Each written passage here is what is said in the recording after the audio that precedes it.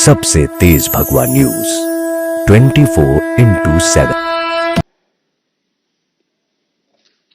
मित्रों नमस्कार। सबसे पहले आपका बहुत बहुत आभार कि आप लोग इस प्रेस वार्ता में इतने शॉर्ट नोटिस पर यहां पर आए हैं। फ्रेंड्स, कांग्रेस के बारे में कहा जाता है और एक सच मैं स्वीकारना चाहता हूं कि कांग्रेस जमीन से जुड़ी हुई पार्टी है, बिल्कुल जमीन से जुड़ी हुई है। जहां जहां कांग्रेस सत्ता में आती है वहां पर जमीन अपने रिश्तेदारों के नाम करवाती है। ये जमीन से जुड़ी हुई पार्टी है। जहां भी इसको सत्ता में आने के बाद दिखता है कि ये जमीन एससी, एसटी, ओबीसी, गरीब समाज के लोगों की है, तो वहां वहां वो जमीन को अपने नाम या अपने रिश्तेदारों के नाम करवाती है। नेशनल हेराल्ड, हरियाणा में दामाद, कर्नाटका में बीवी, ये सभी को बेनिफिशियरी बनाती है और इसीलिए कांग्रेस जमीन से जुड़ी हुई पार्टी कहलाती है। कांग्रेस का तो काम ही यह है कि सत्ता में आकर लूट मचाना। मित्रों, जो हजारों करोड़ों का लूट कर्नाटका में मचाया गया है मूडा स्कैम के नाम पर, thousands of crores that have been usurped in the name of Muda scam in Karnataka. After that, the Congress party has done what is expected from any certified लुटेरा।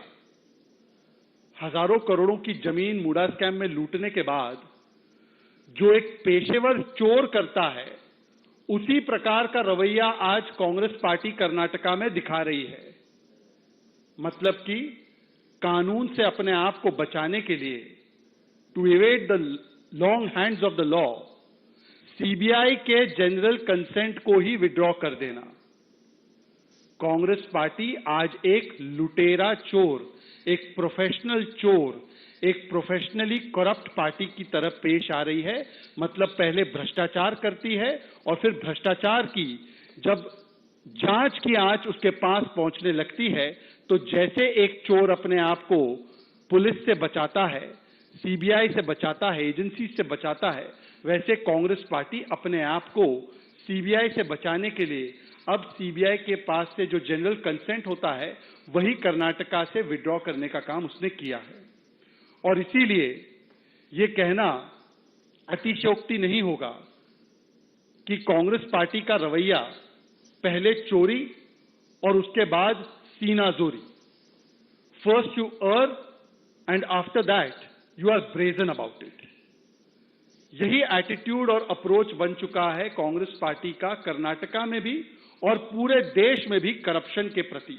और यही एटीट्यूड और अप्रोच है CM Siddaramaiah का भी, जब से मूडा scam में उनकी जो कल्यूजन और संलिप्तता है वो पाई गई है। तो अगर मैं इसको समअप करूं, अगर मैं इसको बोलूं, तो ये कहना गलत नहीं होगा कि कांग्रेस का मोटो बन चुका है कि पहले करूंगा भ्रष्टाचार, कोर्ट का आदेश आए, हाई कोर्ट का आदेश आए, स्पेशल कोर्ट का आदेश आए, तो मैं निकालूंगा विक्टिमहुड कार्ड। मैं किसी भी तरीके से एजेंसीज का करूंगा विरोध और नहीं आने दूंगा उनको अंदर, क्योंकि मुझे लगता है कि लूट है मेरा जनसिद्ध अधिकार। यही कांग्रेस पार्टी कर रही है। कांग्रेस को लगता है कि उसके पास जमीन लूटने का जनसिद्ध अधिकार है और अगर जांच शुरू होती है, हाईकोर्ट आदेश देता है, तो कांग्रेस पार्टी एक लुटेरा चोर पार्टी, एक प्रोफेशनल चोर की तरह, एक पेशेवर चोर की तरह, जैसे चोर पुलिस से भागता है, वैसे कांग्रेस पार्टी सीबीआई का जनरल कंसेंट कर्नाटका में विड्रॉ कर देती है ताकि सीबीआई आ ही ना सके और उस पर जांच कर ही ना सके। मित्रों, इस मंच से, from this platform, we have discussed in detail about the Muda scam, its modalities, how this 5,000 crore scam was orchestrated. पर मैं आपको शॉर्ट में बताना चाहता हूं कि पिछले कुछ दिनों में हुआ क्या है। पिछले कुछ दिनों में, in the last few days, Karnataka के चीफ मिनिस्टर पर 3 स्ट्राइक आए हैं। आपको पता होगा आजकल की डिजिटल एज में स्ट्राइक लगता है। स्ट्राइक 1 था कि गवर्नर ने सैंक्शन दिया, अप्रूवल दिया कि ये जो मामला है प्रथम दृष्टया 5,000 करोड़ के घोटाले का मामला है, एससी, एसटी, ओबीसी समाज के जमीन को लूटने का मामला है, इसमें इन्वेस्टिगेशन होना चाहिए। स्ट्राइक 1। स्ट्राइक 2 था हाईकोर्ट का, वो कर्नाटका हाईकोर्ट का आदेश, the order of the Karnataka high court वो strike 2 against chief minister Siddaramaiah, जिसमें वो पूर्ण तरीके से इंडाइट हो गए। And then the third strike was the strike by the special court, which directed that a FIR be registered against the chief minister under various sections of IPC and POCA. अब 3 strike आने के बाद, when there are 3 strikes of corruption against you, when there are 3 undeniable important pieces of evidence against you, अपना इस्तीफा देने के बदले, instead of resigning, Karnataka CM and Congress party exhibited 3 traits. 3 strike आए तो कांग्रेस पार्टी ने 3 तरीके के लक्षण दिखाए।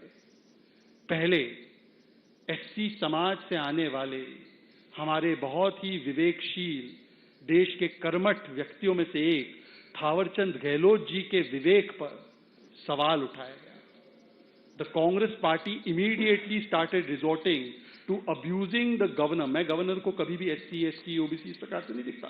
गवर्नर एक संविधानिक पद है, पर क्योंकि मिस इंडिया की भी जाति खोजने का काम कुछ लोग करते हैं, तो जो व्यक्ति एससी समाज से आते हैं, ऐसे गवर्नर को अब्यूज करना, उसको इंसल्ट करना, और एक इवान डिसूजा नाम का एक कर्नाटका कांग्रेस का नेता, वो तो बोलता है कि मैं इनको मार दूंगा, इस प्रकार की धमकी देता है। ये किया गया एक गवर्नर के खिलाफ, और क्या निकला हाईकोर्ट के द्वारा? हाईकोर्ट ने गवर्नर को विंडिकेट करते हुए कहा कि the governor has taken the absolutely correct decision to ensure that there is approval of sanction for investigation against the chief minister. मैं पढ़कर बताना चाहता हूं कि हाईकोर्ट ने और क्या क्या कहा, क्योंकि ये हाईकोर्ट ने न केवल कांग्रेस को पहली स्ट्राइक लगाई, परंतु उन्होंने गवर्नर को भी विंडिकेट किया। उन्होंने कहा, पैरा 53 में मैं पढ़ रहा हूं हाईकोर्ट का order, that for the reason that if the petitioner was not in the seat of power, अगर चीफ मिनिस्टर नहीं होते, मुख्यमंत्री नहीं होते सिद्धरमैया, वो हेल्म ऑफ अफेयर्स पे नहीं होते, तो इस प्रकार का बेनिफिट उनके फैमिली को नहीं मिलता। फिर उसके आगे कहते हैं high court, merely because the wife of the petitioner has indulged in these acts, legal or illegal, the petitioner cannot be said to be completely ignorant of what is happening in the life of his wife, and therefore it prima facie depicts stretching of the arms of undue influence, note the words, undue influence, and portrays abuse of power of the seat of the chief minister or any other petitioner, post held by the petitioner. मतलब सीधे सीधे कहा जा रहा है that the chief minister abused the power and misused his influence.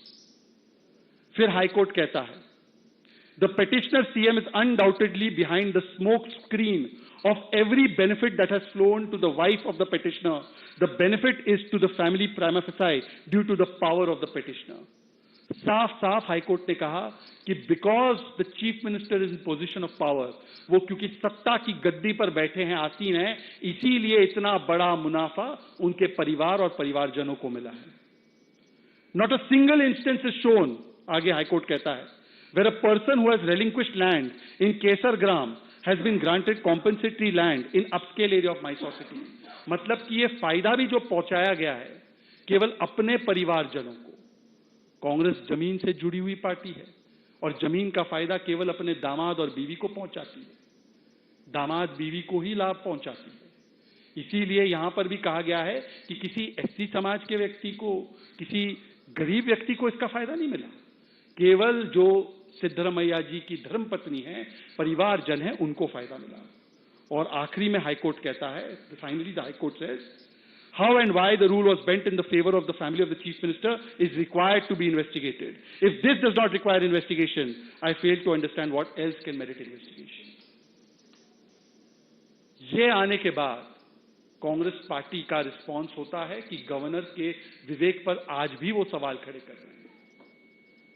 Congress party का second response, जो कल आपने देखा होगा, एक मीडिया के कर्मचारी माइक लेकर जाते हैं सवाल पूछने के लिए कि sir what is your response, high court has said this, special court has said this, क्या रिस्पॉन्स है आपका, आप इस्तीफा देंगे?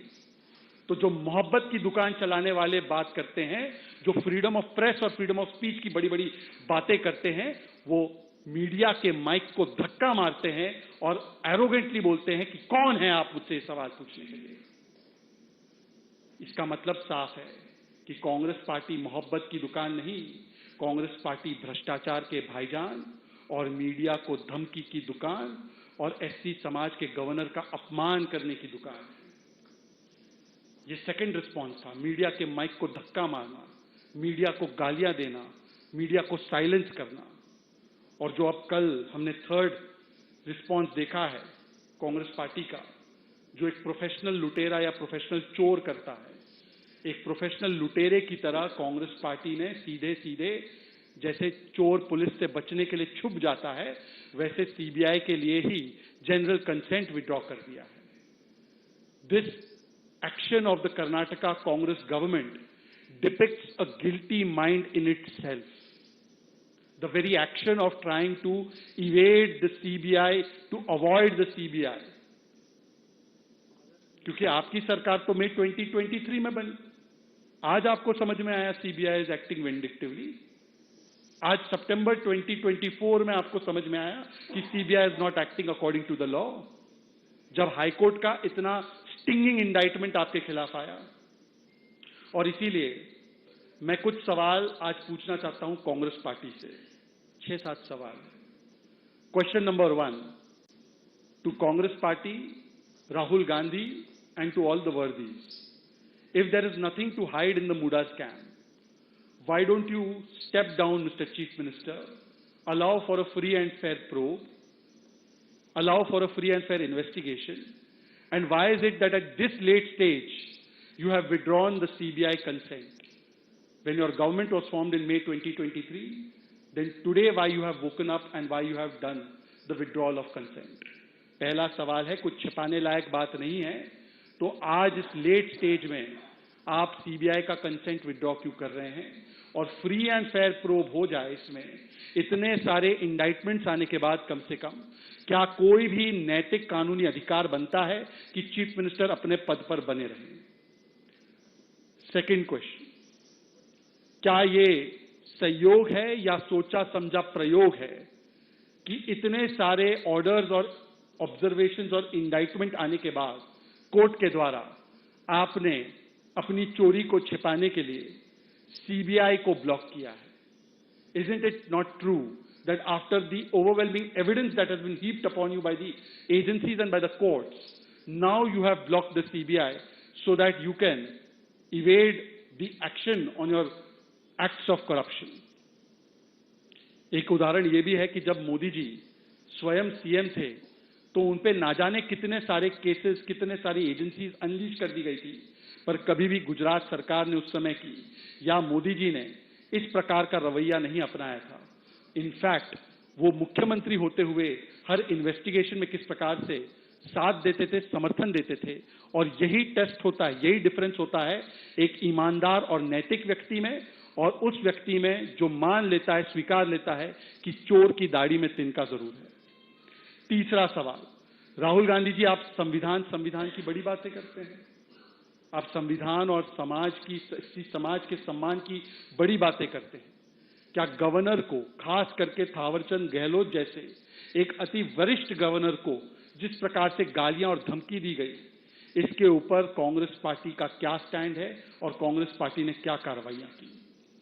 चौथी बात, आज क्या स्पष्ट नहीं हो चुका है कि कांग्रेस पार्टी मोहब्बत की दुकान नहीं बल्कि भ्रष्टाचार के भाईजान बन चुके हैं कर्नाटका में?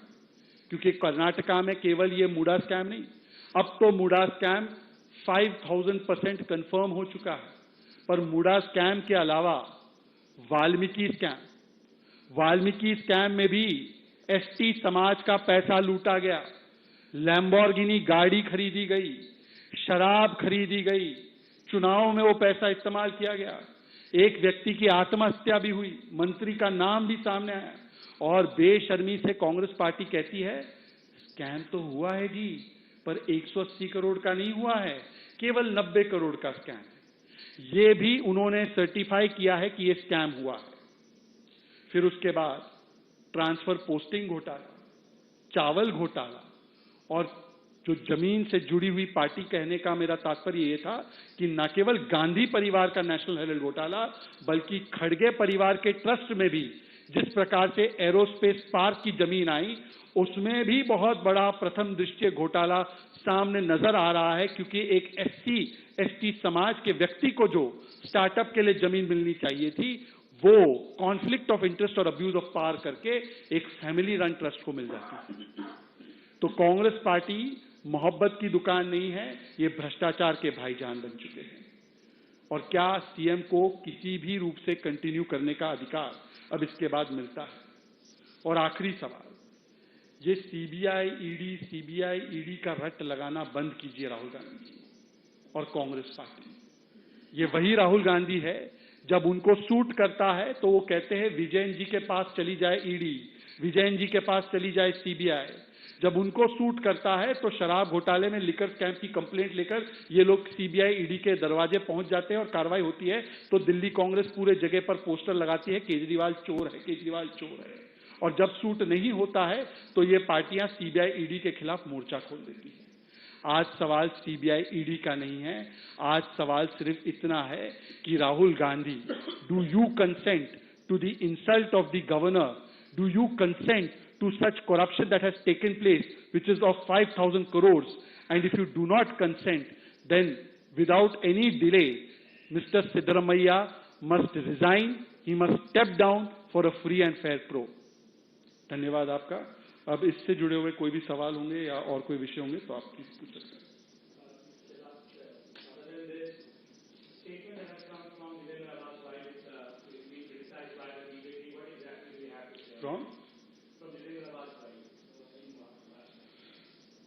देखिए,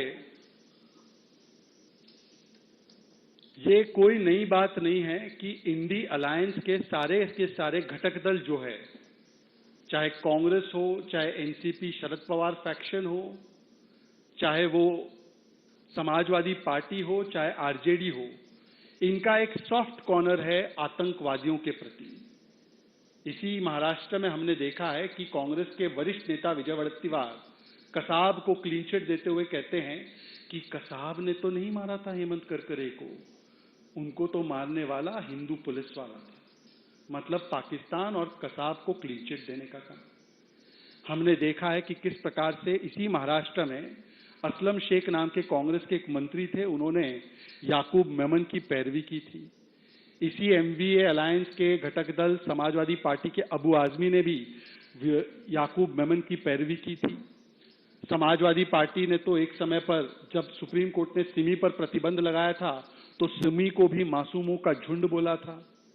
PFI पर जब प्रतिबंध लगा तब भी उनके प्रति ऐसा ही रिएक्शन इंडिया अलायंस के अलग अलग नेताओं ने दिया था। सबसे तेज भगवा न्यूज 24/7